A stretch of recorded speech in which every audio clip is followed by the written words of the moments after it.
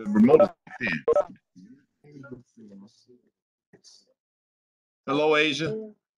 Hello, good morning. Good morning. How you doing? I am doing all right. How are you? I'm doing well. We're trying to figure out our technology here, so bear with us for a second, okay? Okay. Did you do anything different? I didn't do anything different, man. I just turned it on. I just plugged it in. I just, so I'm not sure what's going on.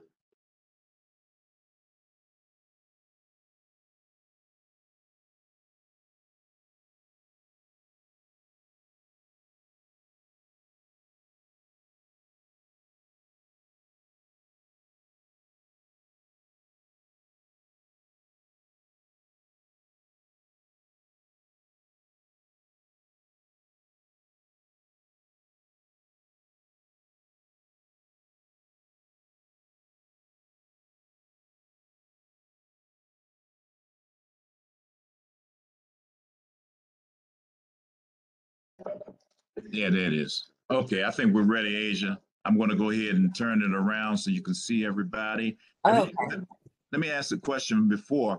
Have you used WebEx in our? Okay, you have. So you know how to do this. The speaker. I mean, if you're doing any video or anything like that, right? I'm good to go. Okay, so this is Prophetic Activism Cohort. This is Asia. I'm going to keep this as well. Okay, Pastor E, you're like muffled. I can't hear you all of a sudden. Okay, I guess I got to get in front of it. Can you hear me now? Yeah, that was great. Okay, so I'm going to go ahead and I'm going to record this as well, the session. Okay. And I named this session, it's already recording, I guess. I named the session, I named it Abolitionist Theory, but wherever you want to go, That that's works. good with us.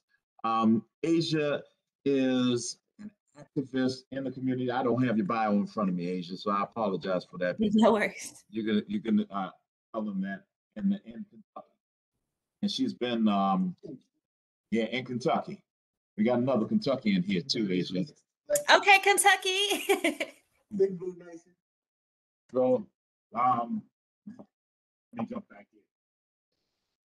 And so I've met her through some of the work that we're doing. You all have had before. You've had Alicia Hurl talk to you, and Alicia, Asia, and I are doing some work in Kentucky across the state with Black folks and our power and trying to address that. And what I would say, the sister's brilliant. You're going to get a lot from her this morning. She should be in this program, and then she needs to be teaching somewhere. So, and we are prophetic in that way, and saying what God's will or God's message is, for. So anyway, I want to introduce you to Asia this morning, and I'm going to ask if everyone could just go around and introduce themselves as well. Rodney Lex from Englewood, New Jersey. I'm here as the pastor and executive director of the Baptist Youth Foundation at Purdue University, where I've been serving for, oh wow, today's day? It was 5 years, the 16th of this month. Congratulations. So, yeah, most days I thank the Lord I'm in Indiana. Mm-hmm. Thanks for coming. This is where we're at. In the context where I serve. Oh, okay, y'all are in Indiana right now? Yes, at Purdue. Okay. Damon Horton, Lexington, Kentucky, established a nonprofit organization. Oh, I can't hear you. Can you hear me now? Yeah. Damon Horton, I'm out of Lexington, Kentucky. I have a nonprofit called Within My Father's House with our motto is all things are possible within my Father's house. My ministry call is to youth and at-risk youth and helping them realize who they are and whose they are. Wonderful. Nice to meet you. Hi, Asia. I'm Kimberly Clemens Jones. I pastor Valley Stream Presbyterian Church in Valley Stream, New York. And I'm also founder of the Wanted Project, which is a mentoring program for boys and girls of color. And Wanted stands for Worthy, Accountable, Named, Thankful, Empowered, and Determined. And that's what we tell them about themselves. Beautiful. Nice to meet you. Nice to meet you. Hi, Asia. My name is Katina Jackson, and I am in Somerset, New Jersey. I have 3 daughters and a husband, and I do ministry with First New Birth Baptist Church, where I am on staff as an associate minister. My mission field is Somerset, New Jersey. My church is located in Manassas, Virginia. I think of Somerset as my mission field. And so I'm interested in creating a life enrichment center that will allow graduating high school seniors who do not go into another system like college or military, what they can do to complete their life plan and transition smoothly and easily from high school to life, from adolescence to adulthood. Nice to meet you. Nice to meet you. Good morning, y'all. Good morning. All right. Is it on me, Pastor E? Yep. Okay. Well, good morning. Really wonderful to meet you. I have a lot of love for Pastor E. So when he asks, I say yes. So it is an honor to meet you all and to be in this conversation with you. My name is Asia Holston-Barber. Like Pastor E said, I'm here in Kentucky. I'm originally from Texas and my people are from Alabama. So I feel like I always need to be clear about I got some deep Southern roots that I'm incredibly proud of. I'm a Southerner for life, and it really drives a lot of the work that I do and the seriousness with which I take it. So just an honor to be with you all. Let me share my screen. Let's see. Okay, yeah. Y'all can see that? Okay, great. So, I think Pastor E and I are very much similar. Like abolition theory is great. Abolition 101 works for me too. And I would say that I've got a couple of goals for us today. I want to just spend a little bit of time reflecting on the current conditions and what we're actually experiencing versus what we deserve to experience. So we're not going to spend a lot of time there, but I do think it's important to start there. And then as we think about like what we deserve and the kind of transformation that's needed, I want to highlight some really foundational concepts for that kind of transformation. And then that'll be a really beautiful segue into talking about abolition, defining it, and then reflecting on it a little bit. I do want to say that I appreciate Pastor E saying, she's brilliant. I will take that. And I will say that it has come from over a decade of like deep, deep study and practice in movement work. And so I've been in racial justice work since 2011, I think is probably the year that I'll say like, that's when I committed to it for real. And I've considered myself an abolitionist since about 2014. So, that's several years of thinking about all of this, being in conversation with other abolitionists. And I don't have 10 years to talk to you all about it, or 6 years or 7 years to talk to y'all about it. And so I just kind of want to say for myself that within these 90 minutes, it's just going to be the tip top of the iceberg. And I hope I offer you all some paths where you can go deeper. But just, for me and for y'all, like, whew, there's a whole lot more beyond this, which I'm sure you all know. Okay, so the kind of flow for what I want to talk about today is, like I said, I want to start with just a little bit of reflection on current conditions. I want to talk about different narratives that are used to think about change or talk about change or strategize for change, especially if we're talking about change from the current conditions. I want to talk about a couple of approaches to change, like practical, like how do we actually make change? And then I want to reflect on power a little bit.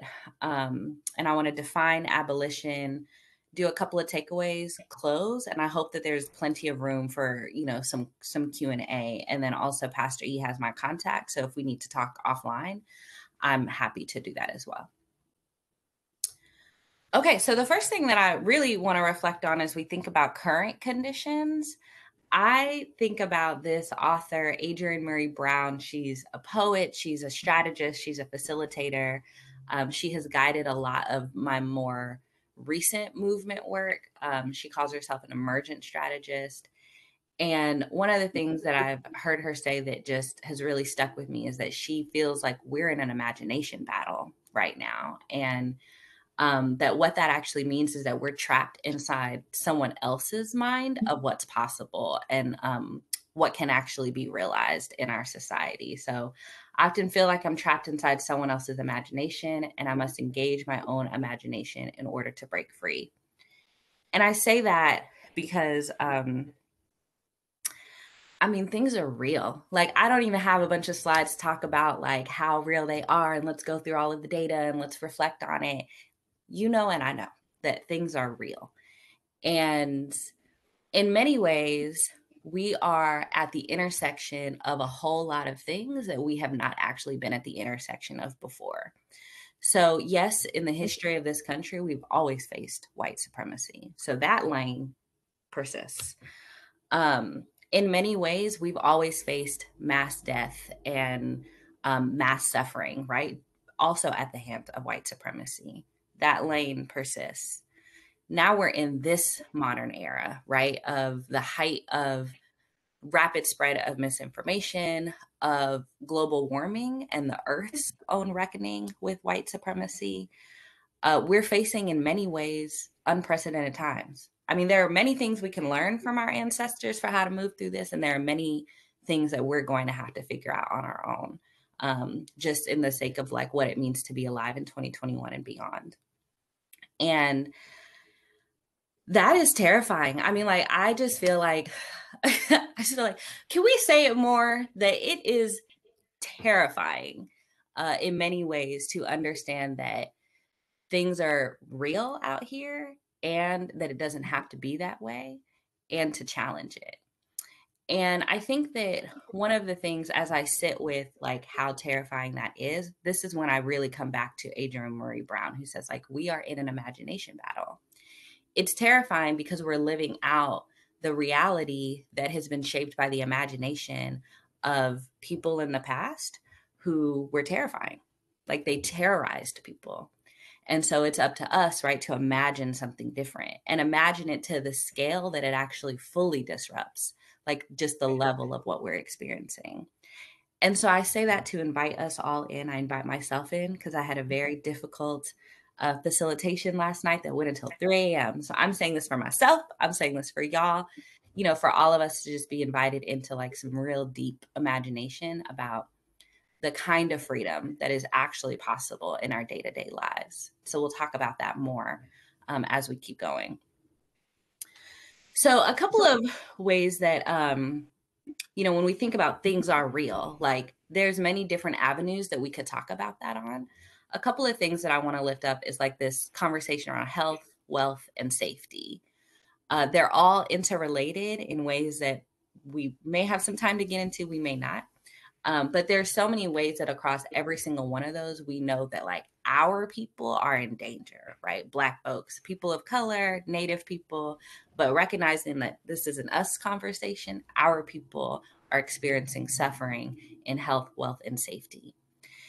And that's just the reality of it. We can look in across all of our neighborhoods, right? Like wherever we live, wherever there is a concentration of Black people, we can say like, ooh, there's some real suffering that's going on. Now, how we talk about that suffering and how we analyze like why that suffering is happening, that's actually a really important conversation to have and to understand and to make explicit before we can even get into a conversation about abolition or transformation or the kind of world that we deserve. And so I want to offer you all just a couple of different ways that this conversation is being talked about versus like a way that it could be talked about. So in my work, we talk about some language of how people understand the suffering around us through this lens of the dominant narrative. So when I talk about the dominant narrative, what I mean is that this is the narrative that is most persistent and most prevalent and most visible.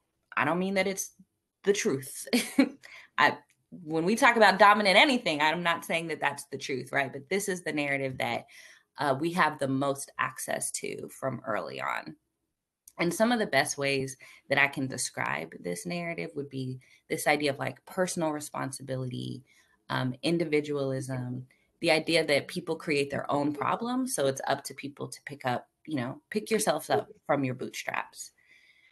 And so when we think about this dominant narrative in context of health, some of the ways that this shows up would be, if you're unhealthy, it's because you're not seeing your doctor, or it's because you're not eating well, or it's because you're not exercising.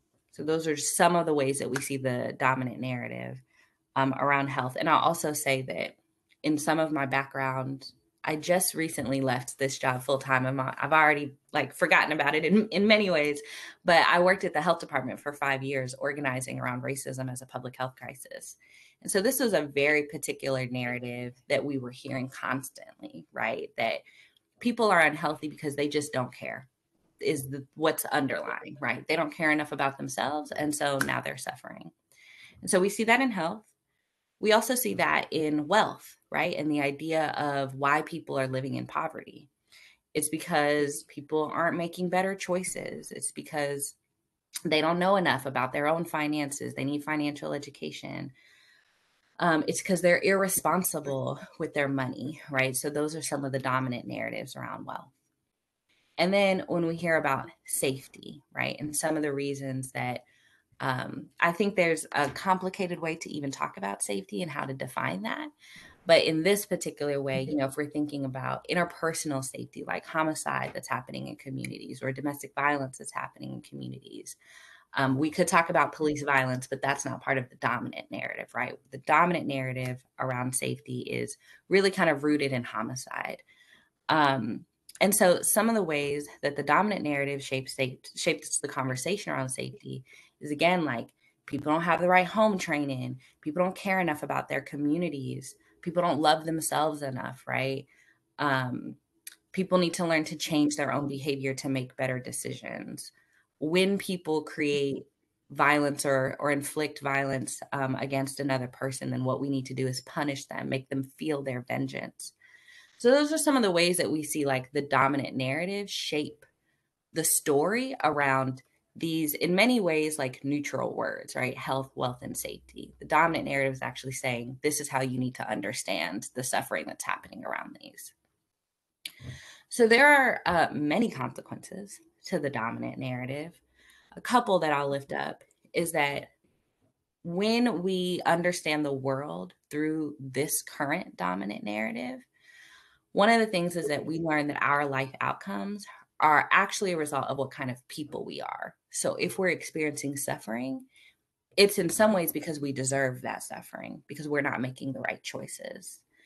If people are not experiencing suffering, if they're experiencing power and wealth and, luxury and leisure, it's because like they made the right choices. There's something about them that we need to mimic because they're the ones who know how to move through this world. So just even inherent in this dominant narrative, because I want to be clear, dominant narratives can change as the people change. But in this dominant narrative, one of the things that is really important to understand is what it does is it tells us that the people who are suffering are the problem. And the people who are in power, hold a concentrated amount of power, those are the actual heroes of our society. And so another consequence of that is that doesn't actually inspire expansive possibilities for change for us. It doesn't help us imagine the kind of transformation where we actually don't have to see the kind of suffering that we're seeing across health, wealth, or safety. Instead, it inspires us to want to replicate what people who are in power have done to gain their power. So we actually then just are kind of reinforcing whatever are the decisions that have been made to create this kind of suffering by trying to be like the people in many ways who created it. So that's one narrative for how to understand and how to think about and how the conversations around our society are happening.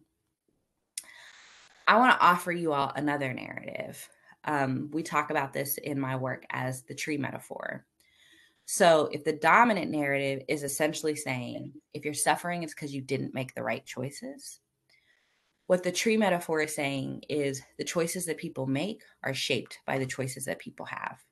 So that's very different, because what that starts to do is actually shift, well, where's the problem? Is the problem in the person, or is the problem in the choices that exist around a person? And if we start to think that the problems might be existing in the choices around a person, well, who actually shapes and defines those choices? So we'll get into that more in a second. But when I talk about the tree metaphor is really rooted in 3 different components. So the first are the leaves of our tree. When we talk about the leaves of our tree, these are the outcomes in our communities. So, as a public health professional, what I'll say today, as a public health professional, we love us some data, right, around health outcomes in our community, life expectancy, homicide rate, cancer diagnoses, stroke, heart disease, diabetes. Like, we can give you the gamut on the outcomes of what's happening in our community. When we start to see patterns in those outcomes in our leaves of the tree, patterns like people of color are more likely to experience this, or Black people are more likely to experience this, white people are more likely to experience this. When we see patterns, that's a problem. It's a problem for us, especially when we're talking about patterns that are not biological. And one of these days, I'm going to build a training around race and how race is not biological. But the dominant narrative is that race is biological, that it's inherent to who we are. And so in our tree metaphor, when we see patterns, especially around things that are not biological, this is actually a problem.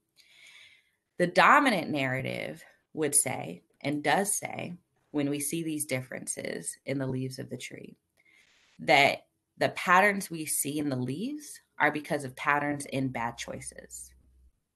I just want to take a moment to sit with that.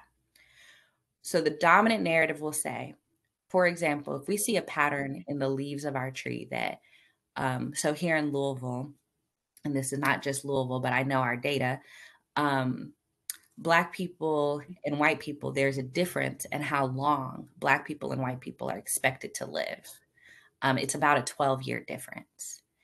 And what the dominant narrative is saying about that is that Black people have a shorter life expectancy, that there's this pattern because Black people have a pattern of making worse decisions for themselves. I just want to sit with how absolutely horrific that actually is. So that's the dominant narrative. The tree metaphor will actually say, well, that's not true. When we see patterns in the leaves of the tree, it's actually because we're seeing those same patterns in the roots of our tree.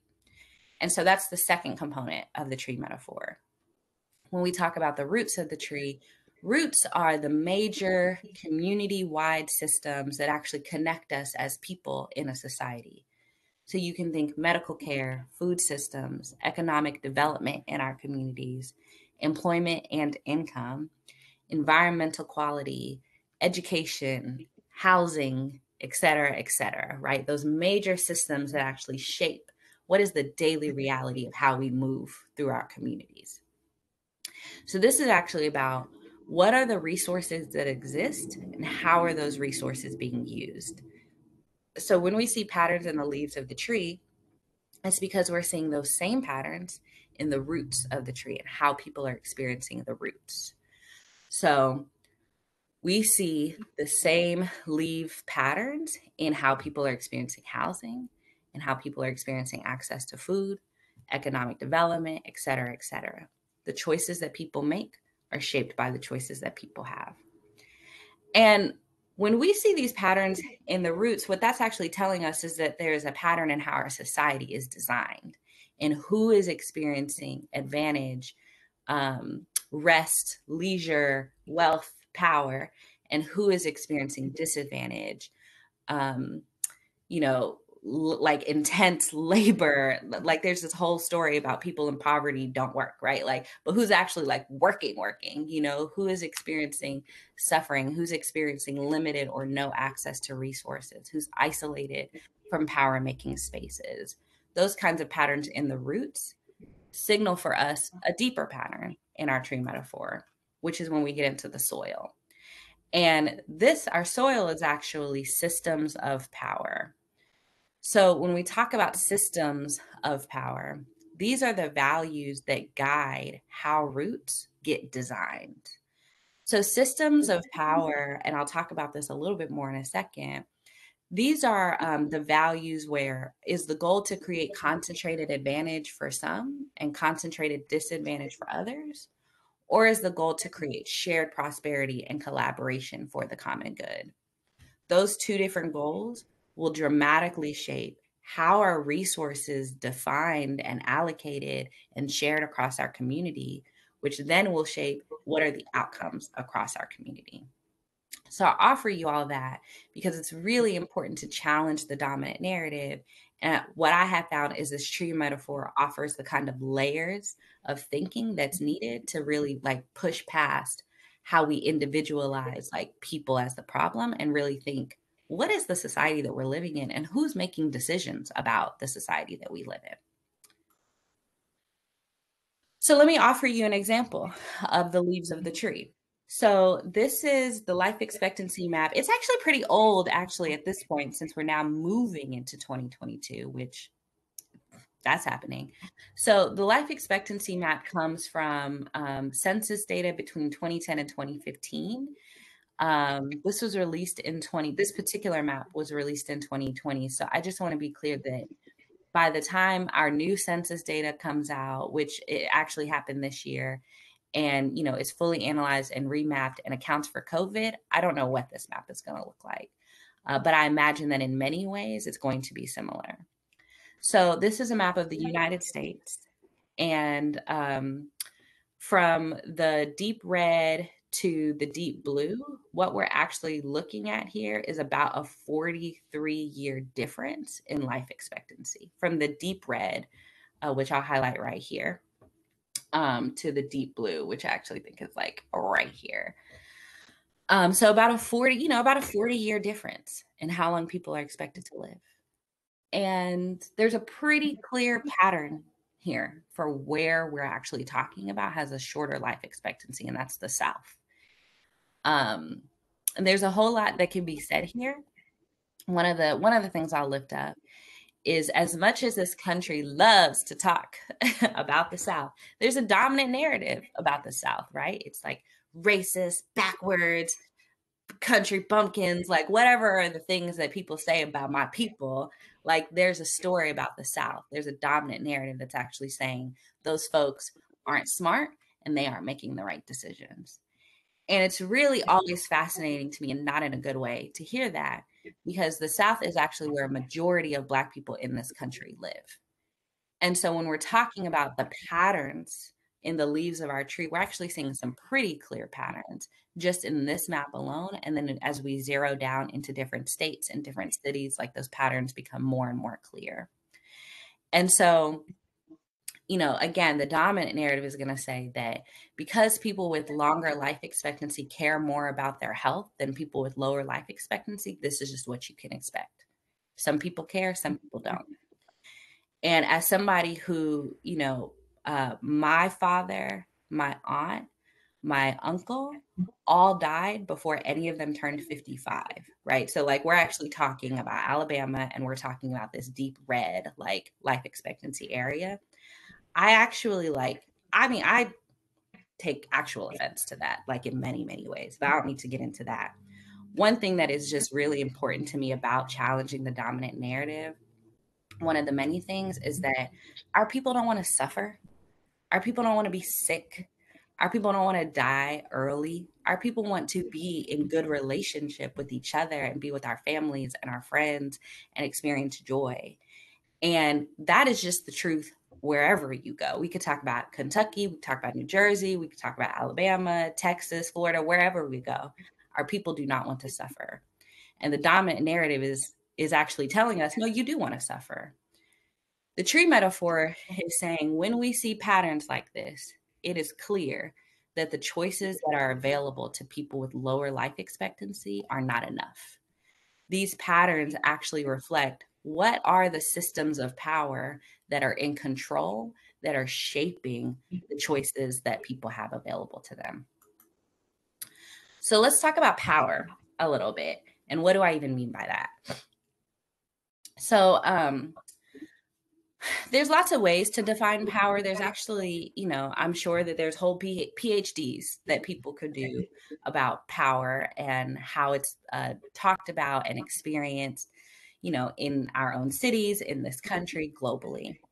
The definition that I want to offer to you all comes from Dr. King. And actually the quotation is in the wrong spot here. The actual quote from Dr. King is, power is the ability to achieve a purpose, period. It is that neutral. It is the ability to achieve a purpose.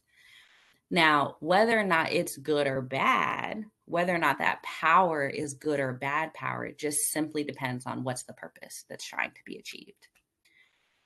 So if that's how we define power, there's this other way to really also think about it, which, okay, well, then how is it experienced?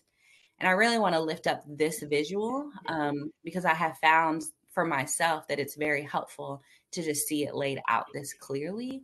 There's a couple of ways or a few ways that power can be experienced to achieve a purpose. There can be domination. So this is power over others to achieve a purpose, controlling, manipulating people, demanding, commanding people to do things, right? There's power over. And then similar to that, there's power under, right? Where you're oppressed. Where I saw this definition of oppression the other day that I really loved that said, oppression is when you making choices that would be best for your ability to thrive actually put you in danger with the power structure. And so I feel like I see the word oppression a lot. And that was the first time that I really saw a definition. And I was like, I feel that. I feel that, right? Your ability to make decisions that protect you, that keep you safe, that keep you happy and whole. When you are unable to make those decisions without being safe, that is oppression. And so power over and power under is one dynamic of how power can be experienced. And then there's also this other dynamic of power with and power within, right? So this is about shared power. This is our ability to achieve a purpose can only happen when we do this together. And when we're all at the table in a way where we're consenting to be at that table and where we're actually trying to be solution oriented to find a problem that works for all of us, to solve a problem that works for all of us. So power with is solidarity. Power within is personal empowerment. So when we are in a power over, power under situation, it's actually actively trying to disrupt the idea of power with others and power within ourselves. When we're in a power with and power within, that's actively disrupting the idea that you're able and allowed to hold power over people, or that, we can create a society where people are oppressed. So if that's power, I want to get back to this idea of systems of power. So systems of power, like I said, are the values that actually guide how society is being designed and how resources are being used. Similar to the base definition of power, power is simply the ability to achieve a purpose. Whether or not it's good or bad depends on the purpose. That's the same with systems of power. Whether or not it's good or bad depends on the values. So we can have systems of power where our values are really rooted in like shared power and collaboration. And how do we make sure everybody is well and whole and protected and safe and held and loved, right? We can have that. And we know that that's not what we do have, right? Like we actually have systems of oppression, the isms and the phobias, right? Racism, transphobia, classism, like we could get into all of it. But I personally think it's important to start through the lens of racism and understand the interrelationship between racism and the other isms and phobias. And that's just a whole other conversation about anti-Blackness in this country. So I want to offer a definition of racism, because I have just found that as someone who has been talking and training and being in conversation about racism for about 10 years, the dominant narrative about racism is an interesting one. I'll just say that. And so it's very important for me to be very specific in what I mean by racism.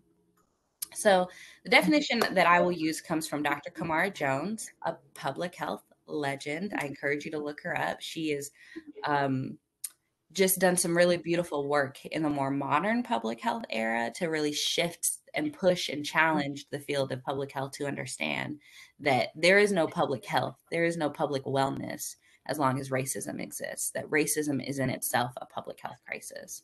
And so I just lift up Dr. Jones, and I always say I'm just honored to be in conversation with her in this way by continuing and building on her work. So she defines racism as a system that structures opportunity and assigns value based on phenotype, which is an expression of our DNA, or this made up categorization of race, which, remember, we don't have time today, but I do have it on my radar to talk about how race is made up. But it's the system that's actually shaped and designed around that. It's saying who has opportunity, who has value based on race. And in that system, two things happen at the exact same time. One side is an unfair concentration of disadvantage for some individuals and communities. And that unfair concentration of disadvantage is actually maintained by an unfair concentration of advantage for other individuals and communities. And I love this definition so much because one of the ways that racism is often talked about is purely through the lens of people who are like most harmed by racism. You know, Black people, and we got to talk race, and you know, like I don't even have the space to talk about that in this moment. But what often doesn't happen when we talk about racism is, yeah, Black people are experiencing suffering because of racism. And that suffering is maintained by a concentration of wealth and advantage, an excess concentration of wealth and advantage and power for white people. These two things happen at the exact same time. They can't happen without the other. There's no unfair concentration of disadvantage without an unfair concentration of advantage and power. And what Dr. Jones says about this system is that it actually undermines the realization of the full potential of who we can be by wasting our resources. It wastes our ability, it wastes our financial resources. It wastes our personal resources. It wastes our emotional resources, because all of our society is designed around maintaining this concentration of power and disadvantage, rather than our society being designed around how do we meet our needs? How do we make sure that everybody has what they need? How do we address, how do we live in this earth in a way where we're actually in good relationship to it? And so I have just really found, that like particular piece of there is a waste of human resources it's in many ways, there's something that needs to be grieved about that. And I think that there's just a way for all of us as people who experience racism and the harm of racism to really honor the kind of grief that is actually like needed about our ancestors and about what's currently happening. And there's something about that offers an opportunity, right? That offers the opening towards imagination. If what we're living in right now is actually wasting our potential and our ability to thrive, that means that there's a whole lot of opportunity to shift and move things in a different direction. I actually don't have to be committed to anything as it is if it's not actually creating the ability for us to thrive. Anything about society can change.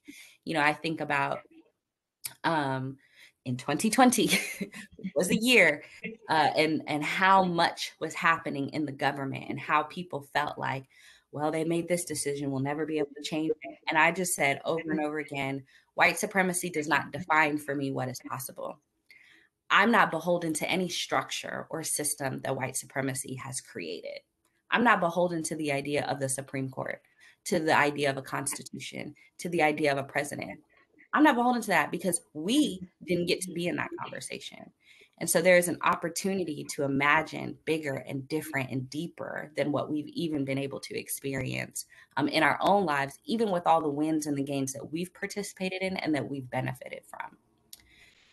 So I want to say, one thing that's also really important about this idea of concentration of disadvantage and advantage is that oppression, people don't abandon their own needs willingly, right? Like oppression doesn't just happen because somebody comes in and says, you have to do what I say. And they're like, okay, that's actually not what happens, right? Racist power is concentrated through violence, through physical force, through lies that justify their ability to use physical force, through the threat of physical force. And so that is actually going to be really key as we continue to be in conversation, that any system of power that is about power over and power under, the only way that's maintained is actually through violence. And so as we get deeper into this conversation, go deeper into abolition, I just want us to hold that. So when we talk about racism, there's several different ways that racism actually shows up. And I just want to lift that up to really be clear about, like, when I say a system of power, and I'm talking about racism in a system, I just want to be clear about the difference for how racism can be experienced. So often when we talk about the dominant narrative of racism, there is an individualization about it, right? It's like whether or not a person is racist or they mean to be racist. And when we're talking about that, we're actually talking about internalized and interpersonal dimensions of racism. So internalized is like, what are the beliefs that we have internalized about ourselves, whether it's superiority, if we're talking about white people, or whether it's internalized inferiority. When we're talking about interpersonal racism, this is actually like what happens between people, right? So this is really where the dominant narrative really sits. But I think it's really interesting, this piece about racial anxiety, because some of my earlier research, and I still very much sit in this, is the psychology of what it means to survive a system of oppression. And a very important piece of what keeps us from being in good relationship with each other is the sheer anxiety and chaos that racism creates around us. And so for Black folks, people of color, but Black folks in particular, we have anxiety about white people. Again, because that anxiety is rooted in a truthful understanding that white people have the authority to inflict violence when they want. We see it every day. So there is real, truthful racial anxiety that we have. And then on the other side, white people navigate racial anxiety that is shaped by racist narratives and racist framing and racist storytelling about who we are as Black people, right? So like we're the dangerous ones. And so they're always anxious around us. And so I think there's just like something really important there to just understand as we think about what it means to transform societies. We're not just talking about put some money over here, put some money over there, build a school here, build a grocery store here. We're actually talking about fundamentally as humans, how do we relate to each other in a way? How do we build a society where we can build the skills to relate to each other outside of how white supremacy has taught us to? And the ways that white supremacy has taught us to be in relationship to each other are through institutional and structural dimensions of racism, right? The choices that people make are shaped by the choices that people have. And so, institutional racism, you all are probably familiar with this, like policies, practices within particular areas of our society. So schools, banks, all of that, those are institutions. When we're talking about structural racism, we're actually talking about the relationship between institutions and how they work together, and the relationship between the past and the present. And so an example of the structural would be the school to prison pipeline, right? The criminalization of Black children and how that creates a direct funnel into the adulthood criminalization of Black people into mass incarceration. And so growing up in this society where structurally and institutionally our society has been built to maintain concentration of power for white people, by maintaining concentrated scarcity for Black people, we are all conditioned into navigating this, trying to survive it, reinforcing it, justifying it in ways we may know and in ways we definitely don't know, especially as we, with very little healthy space to process racism. There are so many ways that this structural and institutional reality is actually just maintaining itself right now. So another way that I can show you all what I mean by the choices that people make are shaped by the choices that people have is with this model, which I talk about as the levels to society. But if you're to Google it, you can Google the socio-ecological model. And it's just helpful to understand that there are levels to this. And when we say that the dominant narrative individualizes problems, we're actually saying that the dominant narrative stays here, stays right here in the individual. What do we believe? What do we do? How do we act? But the tree metaphor, the levels of society, that's actually saying, well, there's a whole lot of other stuff going on that's actually shaping how we're moving and how we're acting. There are interpersonal relationships, right? Our relationships with our parents or our guardians, our relationships with our friends, with family members, with the people who, we navigate society with, whether we're talking about work or school, actual relationships. What do they think? How do they move? What are they encouraging us to do? What do we know? But our interpersonal relationships are actually shaped at the institutional level. So what are the organizations that exist in our community? And what are the ways that those organizations are shaping our relationships and shaping ourselves? A really good example that I think about is my husband. So we're both from Texas. He's from Dallas. He has a friend. They've been friends for, I don't know, 20 something years, closer to 30 years. They met at like a community center that was in their neighborhood. They met at that community center. They did sports together. They went to school together. They've been friends for over 20 years. So that's an example of how just the presence of an organization creates the opportunity for interpersonal relationships and shapes your own understanding of the world around you. So the presence of organizations and also the absence of organizations, right? Like the community that has 50 community centers versus the neighborhood that has 0, those are very different options for how people navigate their neighborhood and how they navigate relationships with each other.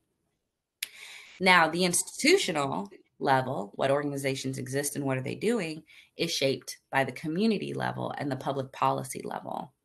So the public policy level is really saying, what's allowed? What are the rules around here? How do we spend our money? How are we allowed to be in relationship to each other? What are we allowed to do to each other? What are we not allowed to do to each other? How are we supposed to navigate society? And so the public policy level will shape what organizations are even allowed to exist in a community or what organizations are resourced well to exist in a community. And the organizations that exist in a community, their relationships with each other, this is the community level. How are organizations in relationship to each other? What do they see as the problems of the society around them? What are they trying to address? Are they trying to address something through a dominant narrative? Are they trying to address something through the tree metaphor? All of that is going to shape everything around us, which shapes us. And so it's really, I just want to lift this up as another visual for like what the dominant narrative has us focused on versus what the tree metaphor has us focused on. The choices that people make are shaped by the choices that people have. And the choices that people have are shaped by policy, by our communities, and by our relationships. Okay, so that's some of my allow me to hop off my soapbox for a second. That's some of just like how I'm feeling about the world around us as it is. And so now I want to shift gears a little bit and talk about what's possible. And I want to talk about transformation in particular. It's really, really important to get detail oriented when we're in conversation about what's possible, because what we believe is possible is what we're going to resource. So if we're vague, like, oh, vaguely we deserve better, then we're going to vaguely resource what that means. But if we say, actually, every single person deserves X, Y, and Z, safe housing, quality this, X, Y, this, right? Like, that's a difference. And then how we're going to move. And so I want to offer you all a framework for how to think about transformation. So in my work, I talk about this as transactional approaches or transformational approaches. So transactional approaches are very topic specific approaches to change. And these are really attempting to make things easier as they are and are really focused on short-term gains. And these short-term gains will usually, in some ways, transact with institutions as they are, but leave the existing structure in place because the focus is the short term. On the other hand, when we're talking about transformational approaches, these approaches are comprehensive visions and strategies that aren't topic necessarily specific or aren't specific within one institution, but understand that actually for transformation to happen, multiple things are going to have to change across multiple spaces, right? So multiple institutions will need to be redesigned. Multiple communities will need to be included and redesigned and built into conversation. So transformational solutions are really focused on that long-term, proactive strategy to balance power. And these solutions are not committed to leaving institutions as they are. In fact, in many ways, the goal is to change the structure and the institution that currently exists and transform it to something completely different. There's a couple of different ways to think about transactional approaches or transformational approaches. For a transactional approach, when we're talking about the problem, it's actually relatively easy to identify, and largely because transactional approaches are kind of focused on the outcomes of community, so it's what you can most clearly see. A transformational approach, I hesitate to say that it's difficult to identify. I will say that it's difficult to identify without having a root cause analysis. What I will say is that it's very easy to deny that this transformational solution or vision is the way to go. Transactional approaches will use things that already exist, solutions that are using processes, skills, experiences that are already available. So using what the society has already designed to try to address the problems of what society has designed. The transformational approaches actually require fundamental changes in our values, in our beliefs, in our roles, in our relationships to each other, in our approaches to the work. People with existing decision-making power are largely responsible for how to actually address a transactional approach. A transactional approach may rely on people with existing decision-making power to make the right decision.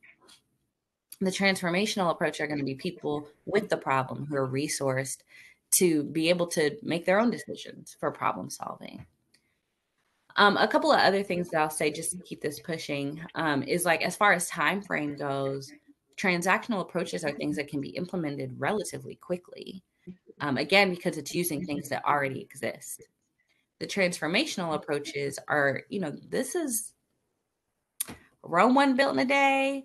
White supremacy wasn't built in a day, and ending white supremacy is not going to happen in a day, right? It's actually going to take, this is something that I actually hate to admit, but it's going to take a long time to really transform our society. And so when we're talking about transformational approaches, it's going to take a long time to implement, to get right. It's going to require experimentation, because in many ways we're going to be doing things that we've never done before. And it's going to require new discoveries. And that kind of uncertainty is something that people can be really uncomfortable with. So I offer you all that as I kind of segue my way into talking about abolition. I saw this quote from Bree Newsom, who's an organizer out of North Carolina, if I'm not mistaken. One of the things that she said a couple months ago is there is no logic or principle with white supremacy except the belief in white domination under any circumstance. That's why it's a waste of time to try and reason, compromise, or seek inclusion with it.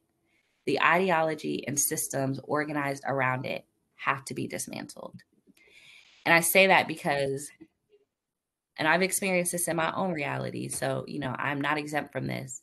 Many, many, many, many, many times, our strategies to try to relieve the suffering that white supremacy is causing us is to try to reason with white supremacy or reform white supremacy, and create reform and transactional are, I think, synonyms in many ways, right? So create transactional solutions for how can we try to make it a little bit easier to navigate the world of white supremacy. And I love this quote because white supremacy, fine, it may concede to a couple of things, but its ultimate goal is always going to be white domination. And our ultimate goal should always be to just completely end it, right? So that is when I went to enter abolition. Abolition it's been a gift for me, honestly. It's been a true gift to really see the world very differently, and see the possibilities very differently. And so abolition is both a theory and it's a practice. And its purpose is to end the power of white supremacy to inflict violence on us. Because again, remember that the only way that oppression, power over and power under, continues and persists and is sustained is simply by the ability to inflict violence. And historically, that ability to inflict violence is built into systems. It's, in many ways, it's the ability for, some person randomly on the street to inflict violence on you, but that power is actually built into systems. So that's why abolition is in the legacy of slavery abolitionists. It's in the legacy of anti-rape and anti-lynching organizers. It's in the legacy of the Black Power movement. And more recently, it's the legacy of the prison industrial complex abolition. Miriam Kaba, who is one of my favorite organizers around abolition, she's just so brilliant, talks about it as a vision of a restructured society in a world where we have everything we need: food, shelter, health, art, beauty, clean water, and more things that are foundational to our personal and community safety. And, there's a lot of, in some spaces, there's not a lot of talk of abolition. And then in other spaces, there are. And I want to just be clear about, like, why do I talk about abolition and why do I talk about it in this context? And I do so because the dominant narrative conditions us to believe that individual people are the problem, not the systems that shape what choices these people have. And so this often means that even when we want better for our communities, which I know our people do, we will often blame individuals and create strategies that are blaming individuals. So this means that we're actually justifying why people are experiencing not only suffering, but the violence by the state, right? The idea that when you suffer in the society, police can come in and inflict violence on you. So it's very critical and important for me to use abolition to reflect on how do we fundamentally change not only the fact that we're suffering, but the fact that white supremacy has such an incredibly resourced system to inflict violence and use our suffering as justification for that. And it's really important too. Like, I love this language of abolition because in many ways it's a demand. I think about defund police, which I think there's just a lot of controversy around, but it's a demand. It's a policy demand. It's like, we could talk about it, we could process it, and it's a demand. And I love this demand of abolition because what this is saying is, like, we don't need to make room for everything. We don't need to create a world where it's like, yeah, white supremacy can exist over here as long as we get to have our own space. No, we're creating a world where we say, actually, some things are just going to have to be abolished to make room for the kind of visions that we're actually having about what our people deserve. So I want to offer just a little bit more of a specific around the definition of abolition. This is going to be a lot of words, so forgive me. But this comes from Critical Resistance, who is an organization that has done some really incredible abolitionist work over the last few years. So first, abolition is really in this modern day talking about prison industrial complex abolition. And so what that means is it's not just about prisons themselves, although yes, it is about prisons, but it's actually about the control of Black people. So that control extends beyond the literal physical setting of a prison, right? We know that it's probation, we know it's parole, we also know it's local jails. It includes the family regulation system, immigration, the military, and the global control of the military. So when we're talking about the prison industrial complex, we're actually talking about the ability for white people to control everyone else, their ability to control everyone else and demand to do so and inflict violence if we resist. We need to abolish their ability to do that. So it's a political vision with the goal of eliminating imprisonment, policing, and surveillance, and creating lasting alternatives to punishment and imprisonment. It's really not just about getting rid of buildings that are full of cages, right, like prisons. It's actually about undoing the society that we live in. And it's a broad strategy because the prison industrial complex is not just in one space. It actually feeds and maintains on oppression and inequalities in our society. So when there's oppression and equality in our society, the prison industrial complex amplifies it by punishing the people who are being oppressed, by inflicting violence on the people who are being oppressed, by controlling the movement of millions of people, all in order to continue to concentrate power and advantage for white people by concentrating disadvantage, violence, suffering for everyone else. So this abolitionist vision actually means that we have to begin building today what can represent what we want to live in the future. So remember, it's long-term work. And while in many ways mass incarceration is new, if we're talking kind of in the long arc of history, it's still going to take a lot of detail-oriented work day in and day out in our personal, interpersonal lives and at the society-wide scale to really build what does it mean to live in a world where we are all responsible for each other, where we're all responsible for each other's safety and care and transformation and ability to repair if they've inflicted harm on somebody. So it means really developing like those practical strategies that take small steps that move us towards making our dreams real and that lead us to believe that things really could be different. So it's about living out that vision in our daily lives so that we can build the kind of power to create the long-term change that we want to see. There are some core concepts around abolition. One is that it means that we have to challenge the binary thinking that white supremacy demands of us. So it means that we challenge this idea of either something is right or wrong, either a person is good or bad, either a person, is righteous or evil, right? It's also this idea, like it's challenging this idea that either someone is an abuser or a victim. There is no perfect victim. There is no perfect quote unquote abuser, right? Like we're all incredibly complicated people. And abolition is actually asking us or demanding of us that we affirm the humanity and the value of every human being, regardless of what they've endured or the harm that they've perpetuated. And to understand that with the right kind of support and care and community accountability, anything can be transformed, particularly when we're really rooted in transformation and not rooted in punishing people for things that, the choices that people make are shaped by the choices that people have. Which brings me to my next point. We have to learn to move through conflict in transformational ways so we can build transformational movements.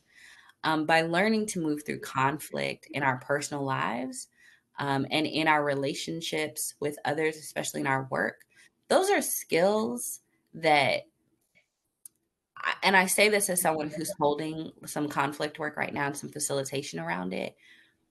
We do not have the skills for how to move through conflict in a healthy way. We don't, right? Not just, those folks that we want to point to who are out like, running the streets or, caught up in homicides or, not just those folks. None of us, none of us have the skills for how to move through conflict in a healthy way. We may have some skills and we're learning those skills. And that's the beautiful thing about skills. The skills can be built, but it is important to know that white supremacy has taught us incredibly violent ways to move through conflict. Either you inflict violence on someone or you completely retreat, right? Because that's actually what white supremacy demands, is when we inflict violence on you, you retreat. And so that's the reality of how we've experienced conflict. And as we build out abolition, we have to think differently about how do we move through conflict? How do we hold that? How do we transform that? And as we understand what we need to move and how we need to transform, we create new systems, right? We create new systems that abolish the current ones and replace them with the kinds of systems that give the choices that we need so we can individually thrive and we can thrive as a society. And then, one of the last core concepts that I'll lift up is that abolition requires community accountability. Community accountability. It is one of my favorite things to say these days. So, I'll just lift up, and I think I'm going to get to it in a second, but community accountability is truly an understanding that when we're seeing abuse or violence in our spaces, in our organizing spaces, in our institutions, in our society, those particular people who are causing harm didn't get there by themselves. Right? There was actually a community of people around them in many ways who either intentionally and explicitly enabled that or didn't explicitly enable it, but were complicit in some way. And so community accountability is actually saying, hey, it's actually not up to this violent force, this violent police force, to take care of our problems. It's up to us to take care of each other, to intervene on behalf of each other. We keep us safe. And so community accountability has a whole framework and a whole process design around what that actually means in practice. But the root of it is that when we're seeing harm, it's on us to intervene in that in a way that's loving and caring, but is clear about what needs to stop. I'm recognizing that we're getting close to time, so I won't go through this, but I will share it with you. I'll share these slides and this link will be in here, and I'll just show you really quickly. This is a really beautiful document that talks about the difference between reform and abolition when we're thinking about policing, and how do we recognize that police violence is real and it creates immense suffering in our communities, and there's lots of conversation around how do we address that. And so I want to offer you all this, not in this particular moment, just for the sake of time, but I want to offer you all this document. Now that we've talked about the difference between transactional and transformational, and when I say transactional, you can also think reform, right? And so, yeah, I just offer this to you all to really be able to kind of think through okay, so what does abolition actually require, both in what is being abolished, but also what is it demanding of us? So, y'all can have that on your own. So kind of coming back to community accountability, just a couple of things that I'll say about it is that community accountability requires an ongoing personal and community development to transform oppressive political conditions. So this is about me, Asia, and what I'm committing to in my own personal life, in my own relationships, in my marriage, in my friendships, in my family. And it's also how am I aligning myself with other people so that we can do this collectively. And I say this as somebody who, I'm facilitating and I'm holding some space to disrupt some abuse of power that we're seeing here locally. And it is a team. We say teamwork makes the dream work because collective power is a beautiful thing. And when multiple people are able to do their own work, and are able to come together and say, you know what, I've got you. I'll keep you safe. I'll keep you safe. Let's go. Let's do this. That's the kind of thing that really fundamentally disrupts how white supremacy has taught us to be in relationship with each other. It's really also about providing safety and support to community members who are violently targeted. So, the idea and the word of accountability under a white supremacist society is laughable, right? It's laughable. The idea of accountability is punishment. It's like, okay, you're going to be punished or absolutely nothing is going to happen to you because you're wealthy and rich and, you get to escape any idea of accountability. But if you're a person who's poor or Black or et cetera, your version of accountability is punishment and violence. And none of it is actually rooted in what does it mean to protect the people who are being harmed? What does it mean to support them, to hear them, what their needs are, and what transformation looks like for them? So community of accountability, one of its core components is like protect the people and intervene on behalf of people and create the spaces where people can really reflect on what they need, what transformation looks like, and go do it. Create and affirm values and practices that resist abuse and encourage safety, support, and accountability. So again, the choices that people make are shaped by the choices that people have. I was talking to one of my friends, one of my team members in this work that I've been alluding to. And, we both have been in movement for about a decade, and we were just kind of reflecting on how difficult community accountability work is. Like it's shocking. It's shocking how difficult it actually is in practice. And, we were laughing about like our elders, right? Like the Black Panther leaders and, the 60s. And we've got all their writings about like, how they burned the midnight oil and they were in meetings till like 6 a.m. and they were in the struggle. It was like, cool. We hear all of that. But how did y'all actually handle conflict? Because there's some emotional intelligence skills that we have not been told we need to have.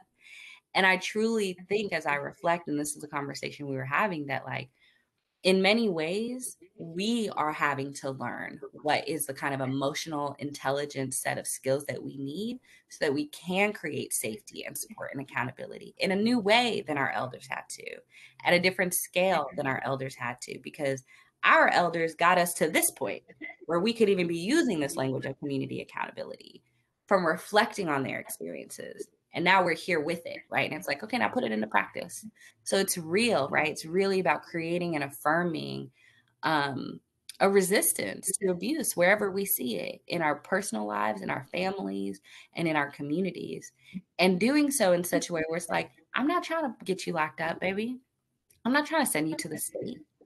I don't believe in them. I don't believe in white supremacist version of justice. But what I do want to offer you is a different path where you don't have to move like that, and where like we're clocking you and we see you, and we want to welcome you over here, where we can encourage your safety and we can encourage your healing, and we can get to the root cause of why you're moving like you're moving. And then one of the last things that I'll lift up is really develop sustainable strategies to address abusive behavior, create a process for them to account for their actions and to transform their behavior. And I think I spoke on that a little bit. So those are, that's what I've got. I'll go through some takeaways right now, but I will say that, from an understanding of the dominant narrative to the tree metaphor, to power, to racism, to abolition, to community accountability, that's a pathway, right? Like there's a path there that I have found is incredibly important when it comes to understanding what does it mean to offer care to our community. What does it mean to offer love to our community in a way that's not reinforcing how white supremacy has taught us to do those things, but is actually disrupting that? So a couple of, takeaways is that the dominant narrative reinforces racist power. I have to actively, whenever I'm analyzing a problem, or especially when I'm in the heat of the moment, right? Like, I have to actively say to myself, am I individualizing this? Is this a leaf or is this the root? Is this, so like I have to actually go through that so that I can understand, like, am I reinforcing something that white supremacy wants me to reinforce? The choices people make are shaped by the choices that people have. I should get that tatted on me because that is the mantra that I say to myself often to really try to make sure that I'm navigating, especially when it comes to solutions, right? Am I building a solution that's trying to tell you, you want this suffering and you don't care enough about yourself? Or am I building a solution that says, wow, honey, you may not have the tools. You may not have the tools because society hasn't offered the tools. And not just society didn't teach you this in education, but society has created a neighborhood or a community that dehumanizes you so much that you have been conditioned into this. So what does the solution look like? How do I hold love and care for you while also being clear about what the actual problem is? Abolition is about both ending violent systems and building systems where we have what we need for our safety and joy. So it's a both and. And then finally, community accountability requires us to meet the needs of the person who was harmed, the person who caused harm, and the larger community to make sure that that kind of harm is less and less and less likely in the future. These are some resources. They're all like books, although I will say that Creative Interventions is a toolkit online that's like 500 pages, to be honest. But all of these are really incredible resources that really speak to and flush out and tell the deeper story around some of these concepts. So I welcome you to any of these. If I was to tell you a place to start, I would tell you Mariame Kaba, because like I said, your organizer's favorite organizer, let me tell you, she recently released this book, We Do This Till We Free Us, which I have somewhere. And it's a book about abolition. And then honestly, I would take you in the direction of pleasure activism, because I think it's really important to understand, what are we fighting for? What does it actually mean, not just to try to stop the harm, but to actually experience the kind of pleasure and joy that we deserve. So that is all I've got for you all. Let me see if I can stop sharing my screen and come on back. And there's some time, so I will take any questions or reflections that you all may have. Really. Wait, I can't hear you. I know you can. Okay, can you hear me now? Yeah. Okay. So I really enjoyed your presentation and got so much from it. Thank you. I was thinking about restorative justice, and thinking about what you were saying in restorative justice. I'm wondering if restorative justice, I don't think it has a Black voice, and so many people might know that. And it feels like it's just another way that the dominant culture is telling us, okay, you can do it this way, but it's still not for Black people. And I think about Dr. Ronald Bell's book, The Four Promises. And he talks about U.S. culture and cultures like Africa, where, you know, a youth gets into trouble in U.S., you send them to a therapist and they talk individually. And then if they can't get individually, it goes to the family and then community, where in the African culture starts first, they first go to the community and work their way back to individuality. So I'm just thinking, you know, with restorative justice, I haven't read a lot about it, a couple of books, but it's white people who are coming up with those theories. Do you know of any theories or from Black people about community and how to be accountable within community and save, you know, our children? Yeah, no, I'm totally with you about RJ. Restorative justice is, so the first thing that because I was about to go on RJ, and that's not necessary. But the first thing that I will say is that, yes, so transformative justice is the language that will be helpful to kind of do some research on. And I can share a video that Mariame Kaba produced. It's about a 10-minute video defining transformative justice. So lots of practitioners. And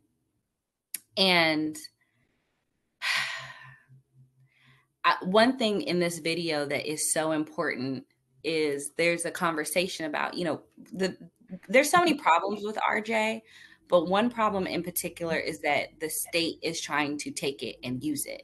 So it's like, oh, the criminal justice system, let's put some RJ in here. And we're just going to embed RJ and like, y'all got to have a conversation. We have a whole restorative justice office that is partnered with police. And so transformative justice is like, this can't exist in the state. This work can't exist where only some people are responsible for this work. Transformative justice is saying we all need the skills to be able to do this. We all need to build this. You can take your values of it into your work. Great. We'd love for you to do that. But those values are ending police violence and ending white supremacist control. So you can't take that into the police department. You can't take that into some of these other places. And so I've found that really powerful because that's a key value of transformative justice is it's actually all of us. And to only put it in the hands of some people will just reinforce this idea that like, it's not our responsibility to take care of each other. So I'll share a video with Pastor E. I'll share these slides and a video.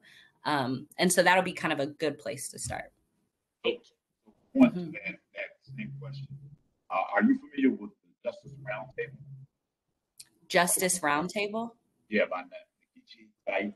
If you put in justiceroundtable.org, and their focus is on transformative justice. And I don't know how often they meet. I think it might be quarterly or twice a year. But Nikichi is someone I looked up to. When I was a young boy, growing up in DC. She's an attorney now, always been about this work. And as well as she's involved in Cohort as well. But they've been doing that on a national level. So I think that's another resource there. I know. I pull up the website and I'm like, oh, first thing I see is 2 Black women. I'm like, okay, let's keep talking. So I'll dig in. Any other questions? Thank you. That was a great question. I do. I have a question about the piece of it. I definitely love the vision of transformative communities and abolishing violence and white supremacy. My concern, though, is the amount of resistance that we're seeing. And it seems like every time we take 10 steps forward, we end up going 100 steps back because white resistance is seeing the transformation that we're making. And they are now creating hundreds of laws across the land to make sure that we lose any power we have. And we can just talk first just about voting rights. How about that? Right. That's the obvious one. Everybody can clearly see that one. And then the other one, police reform. Before George Floyd, everybody hated what happened to him, but for whatever reason, we can't get that law passed in Congress, right? Or the Senate. So how can we as individuals find hope in a hopeless situation when we know, we believe in the work that you're doing, Asia. So help me help others understand how we can take it from the individual to the community. And not even just the white resistance. We have Black people who are very much afraid of. So let's do the intergenerational. We have our young people are saying defund the police, but we got the baby boomers and some Xers in my age range are just like, we're not defunding any police because I don't want boo boo and poo poo and pee over there coming and shooting up my house. Right? So we're not defunding the police. How do we manage all that? Because we got to manage it not just within the white resistance community, our own, right? Right. Making sense? Does that sound? You're making so much sense. I'm like, girl, you've been in my conversation with my grandma in Alabama. Like, get up out my house. Like, that's the exact conversation. She's like, these hood Black folks, blah, blah, blah. And I'm like, oh, it's so much. So great question. It's one that we grapple with every single day, right? Because that's real. That's real. We don't want to leave our people behind because we got all this fancy knowledge and our people are like, what are you talking about? Like, no, truly, am I going to be safe walking to the bus stop? Like, I don't care about your theory. Am I going to be safe? That's real. And that's, so I would say that there's lots of things that all have to happen there that are all happening at the same time. First, as far as like, you know, if I was to have an ask for you all, it would be to find your people, right? Like find your people in your community who are abolitionists, who are doing this work or trying to do this work and get politically grounded. There's a whole bunch of people here who use the word abolition, but if I was to ask them to define it, wouldn't be able to give me a definition of it. Or if I was to ask them what it means in practice, wouldn't be able to give me clarity around that, right? So it's like, not just the people who are like, I'm an organizer. No. Let's get grounded in some shared language and some shared understanding about what we're talking about. So that's one of the things that's important because we got to build collective power. The only way that we actually like can disrupt white supremacy is by reclaiming our power. Because at the end of the day, white supremacists have always been in the minority. Always. They are more in the minority today than they have ever been in the history of the United States. So we're actually in a very different, when I say unprecedented times, we are in unprecedented times because the movement for Black lives, like that 2020, it was the biggest social movement in the history of the United States. A majority of people showed up and said, I don't want to see this anymore. Now, how we continue to activate those people and how we continue to welcome those people into thinking deeper.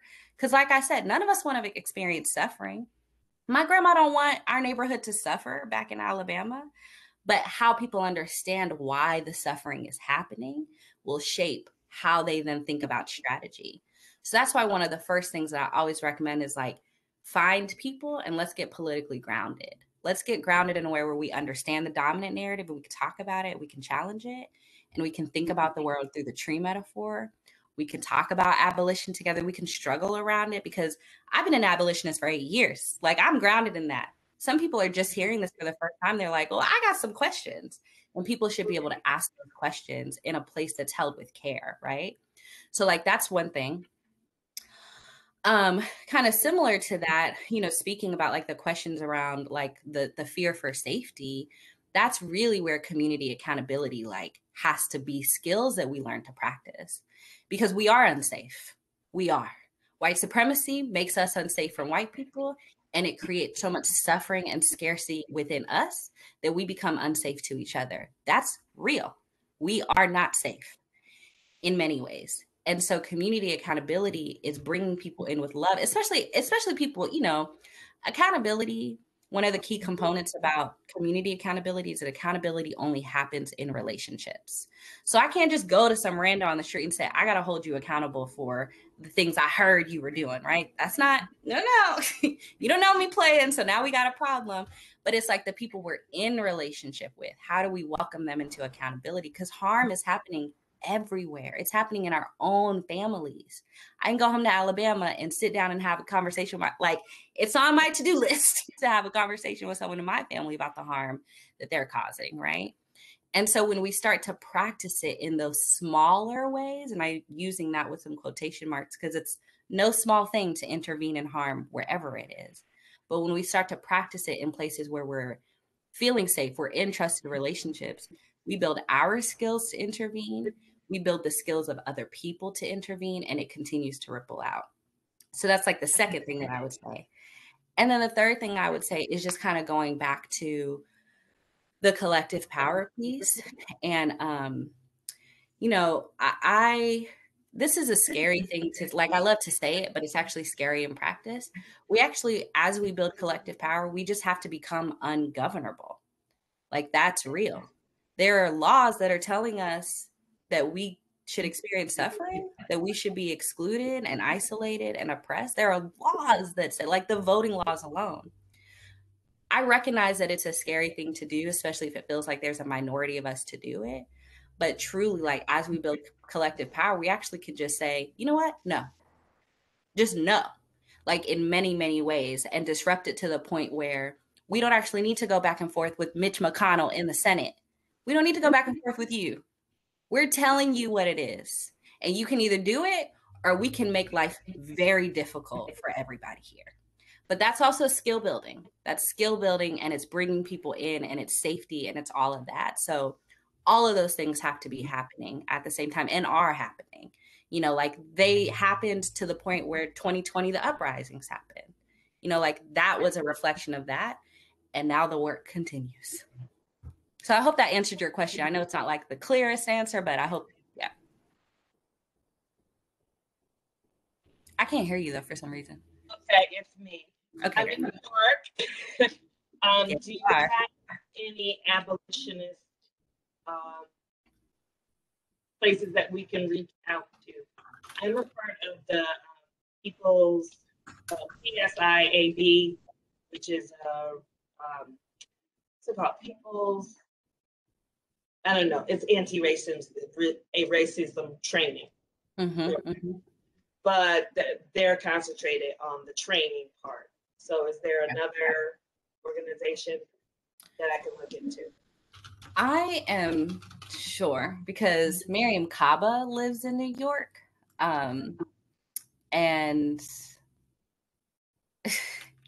wow, she's so amazing.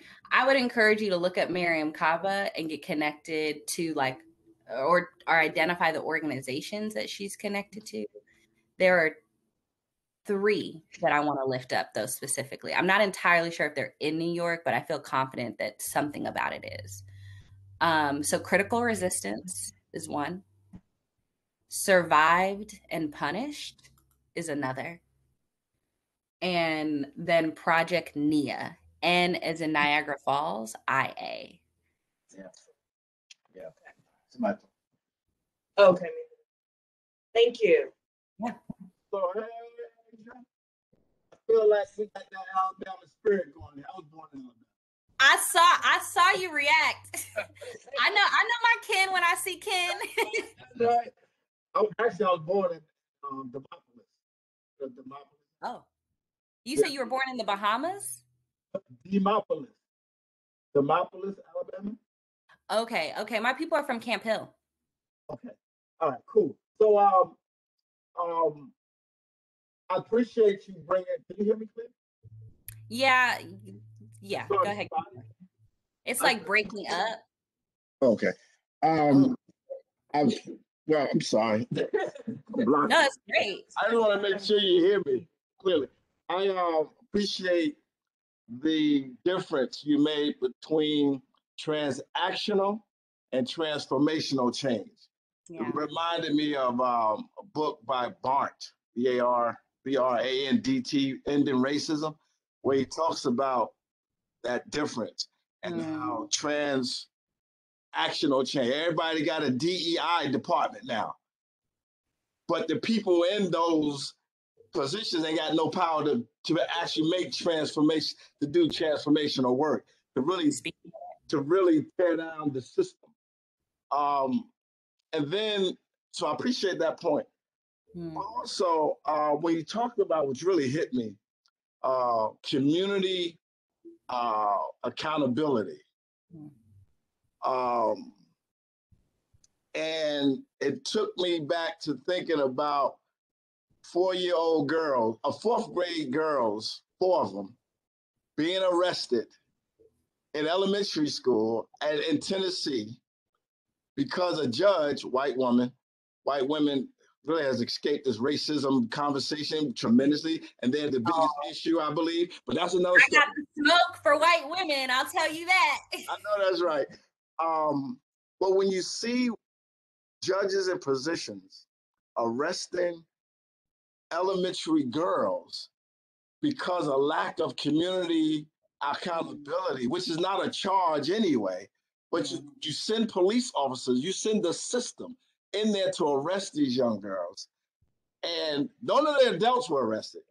So when you look at, since George Floyd's murder, lynching on national television, and you watch others being shot and killed in the back, et cetera, you see a Black officer kicking a Black woman in the face who's laying on the ground arrested. Mm-hmm. The system, again, the system. Nihilists would say there's no hope Right. in changing the system, right? We had a nihilist here earlier this week. We glad, Doc said, we're glad he came early and we got him out the way. Mm-hmm. Mm-hmm. We don't need all that energy. but it's part of the conversation, and it speaks to how Black people are not monolithic also. Mm-hmm. You know what I'm saying? Hey, we got to deal with these nihilists. My question is, with so much continued violence against Black bodies, which is to control Black bodies, right? Mm-hmm. Yeah. Outside of our ancestry, where else do you really gain your hope when the system seems not to change? You know what I'm saying? Which is why nihilists keep saying ain't no hope in the system, just do your own thing, blah, blah, blah. And there really is no hope in dismantling, as your term, the systems. Yeah. So where do you gain hope outside of our ancestry when we continue to see violence against Black bodies throughout all kind of systems all over this country, particularly? I love that question. And outside of ancestry, like you got me, right? Because I was going to be like, our people, our ancestors. No, outside of that, today. So it actually that question reminds me of something that Mariame Kaba says. She says that hope is a discipline. It's a practice. And that has changed my life, because often we talk about hope as a feeling, right? You have to feel hopeful. Right. And she's like, I don't always feel it. Like, it would be ridiculous to think that in the face of so much violence, I could just wake up with like, I feel hopeful today. That's just not the reality. And she's like, I don't know that she uses this exact word, but like despair and nihilism is what white supremacy wants from us. It wants us to say it can't be changed. It wants that. Because then when we say it can't be changed, we don't change anything. And so even in the face of that, it's, something else that Mariame Kaba is like very clear about is what are the wins that you're not acknowledging when you're feeling that, which is not to say you can't feel that. But if you're sitting in that, what are you not acknowledging? Because last year was a win. It wasn't entirely a win. We didn't win everything.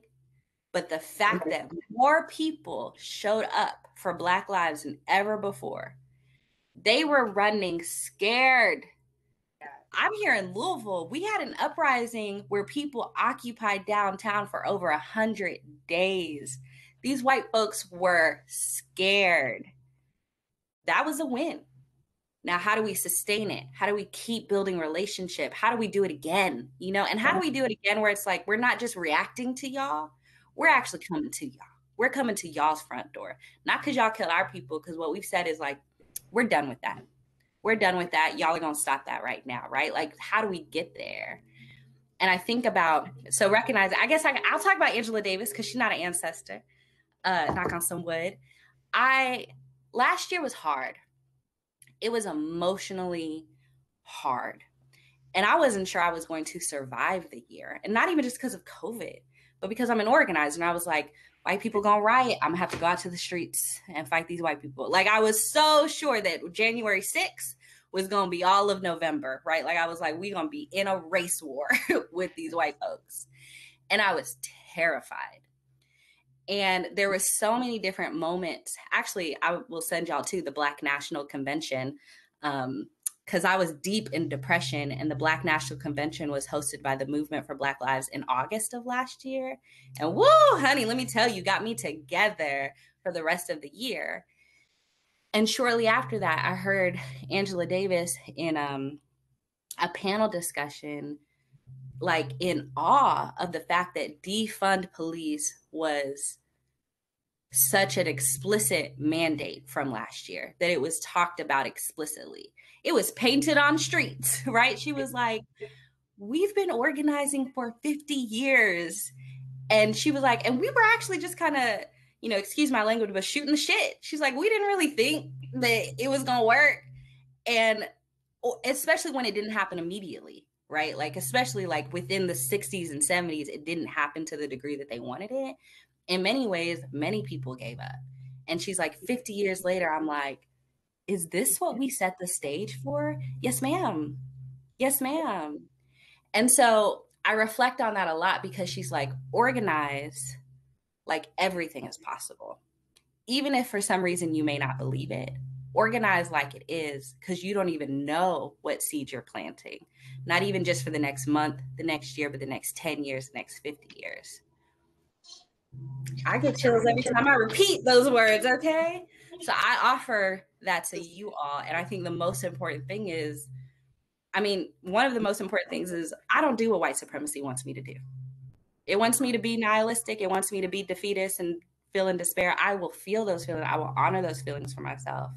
But I'm not sitting in that, because white supremacy has my people messed up. My people collectively, but particularly my people in Alabama, particularly my family. And I will fight till the day I die for my people. Hey, we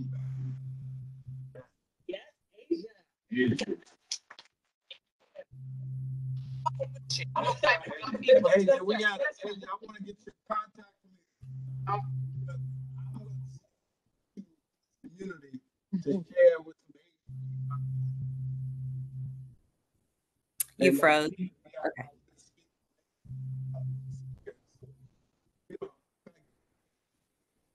I didn't hear the last thing you said.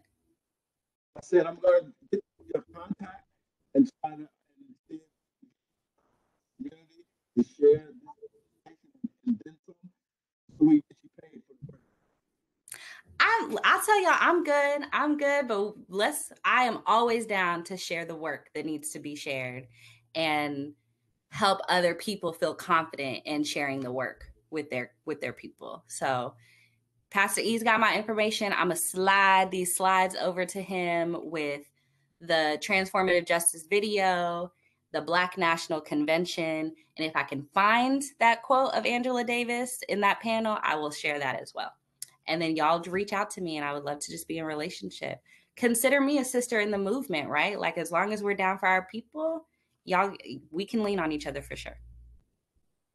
Thank you. Thank you so much. Thank y'all. Enjoy the rest of your time together. Holler if you need me. Asian, make sure you. I haven't gotten the email. I know, because I got to print it. It's a whole thing. But yes, I got you. Okay. Yeah. Okay. Yeah, we're going to take care of that. And thank you so much today. We went a little bit over, but this was really appreciated. So, thank you. Thank you for everything. Yeah. Right. Thank you. I appreciate y'all's time. Thank y'all so much. Bye.